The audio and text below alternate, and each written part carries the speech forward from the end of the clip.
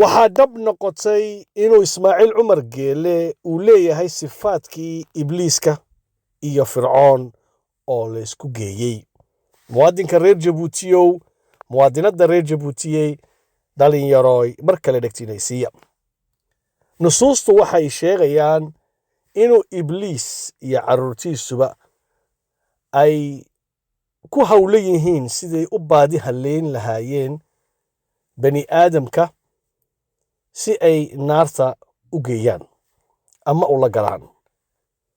fircoonna waxaa ilaahay inoo sheegayaa in maalinta qiyaamaha qoomkiisa uu aroorin doono naarta.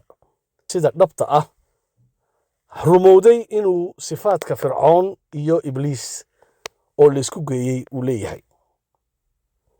marka wuu yidhi anaana wax nooleeya, anaana wax dila, isagoo dadna kor u qaadaya, dadna hoos u dhigaya, isagoo dad ururinaya, dadna kala kaxeenaya, isagoo dadna dilaya, dadna nooleynaya.